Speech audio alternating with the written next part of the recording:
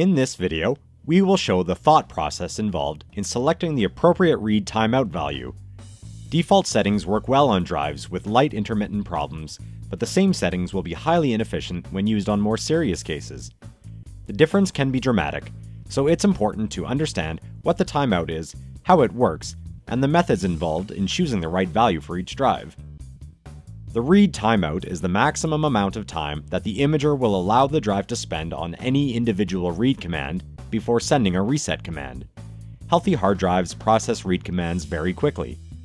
Assuming we are requesting a small block of data, a healthy modern drive should take less than 20 milliseconds to locate that block, and then a fraction of a millisecond to read it.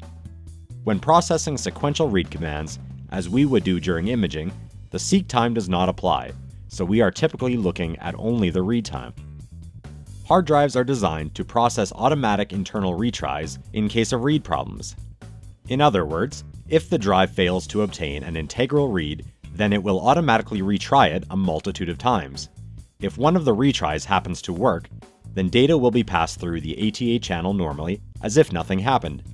If none of the retries work, the drive will eventually give up and respond with an error. These retries are completely internal, so there isn't any direct way to know exactly how many of them are happening. Instead, what we can do is estimate based on the time taken to process a read command. A sector block that took 300 milliseconds to read clearly required more internal retries than a block that read in 30 milliseconds. For the purposes of selecting an efficient timeout, we have to consider three possible outcomes after sending a read command. 1. The sector block reads effortlessly within a few milliseconds. 2. The block reads successfully, but takes longer than expected to process. 3. The block does not read at all. The timeout value has to be selected so that we give the drive just enough time to process the majority of slow blocks. If the timeout is set too low, then we will be resetting the drive before it has a chance to give us the data, which will both slow down the imaging process and give us less data. If the timeout is too high, then we will be subjecting the drive to unnecessary additional stress in the form of extra internal read retries. As a simple hypothetical example, let's say we have an unstable drive with some slow sectors that read within 300 milliseconds and some bad sectors that don't read at all. On such a drive, the optimal timeout is a little higher than 300 milliseconds, for example 350 or 400. This will give the drive sufficient time to process all the successful reads that it's capable of, while still cutting off unnecessary processing of bad sectors as quickly as possible. If we had set it to 250, then all the blocks that would have been read at 300 milliseconds would no longer be read at all, because the drive would be receiving a reset command just prior to successful completion of the read, which is the worst case scenario, because we are still spending time on those blocks, and we're not getting any data to show for it. If we had set the timeout to 1000 milliseconds, then we would be adding more than half a second to the processing time of each bad block, which really adds up over time. Unfortunately, real unstable drives rarely behave in such a simple, predictable manner. Let's begin working with one now. The first thing we are going to do is set the timeout to a very large value in order to clearly see how quickly the drive processes standard read commands. For the purposes of this video, we will focus on the first 4 million sectors of this drive.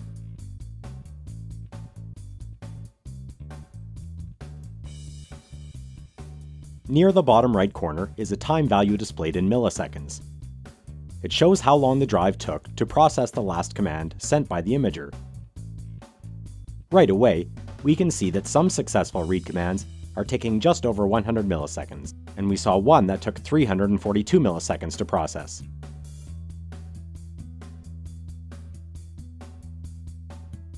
Now we are starting to hit sectors that the drive can't get a read on at all. They are marked as yellow on the map. No reset commands are being used, so we are seeing how long the drive itself takes to give up on bad blocks. It's pretty consistent at around 4000 milliseconds per bad block, which is slow and heavy in terms of drive stress. At the end, we have some blocks that take more than a second to read. Those reads come at a very high cost, since the drive has to process many internal retries before it is successful in its read attempt. Everything considered, this is a highly unstable drive, and we have to be careful not to stress it too much too early. This means that we cannot simply select a high timeout like 1500 milliseconds to get all the sectors that the drive is capable of reading all at once, because there is a high chance that this drive will not last long enough to complete the image in this manner. We will have to compromise and forget about some of the slowest sectors in order to reduce the drive stress and increase the speed of imaging. From what we saw already, there were many instances of read commands successfully processing in around 100 milliseconds, one instance of about 350 milliseconds, and a few instances of over 1000 milliseconds.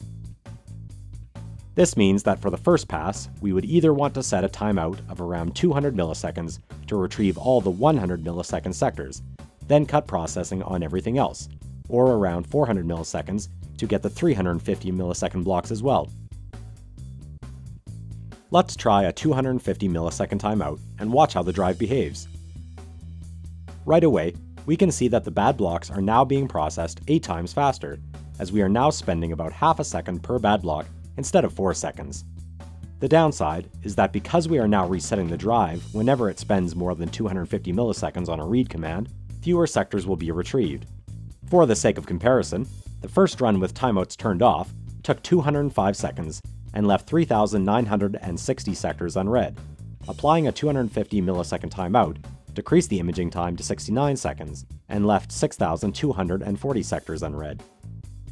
We've made it image over 200% faster at the cost of about 1 megabyte, or 0.06% of the data. For a highly unstable drive, this is an enormous improvement that can easily be the difference between a successful imaging job and a failed one. Additionally, we can also return to the missed sectors later to retry them with a larger timeout on future passes, after all the healthy sectors have been secured. Now we can try 500 milliseconds to see if that will improve the situation.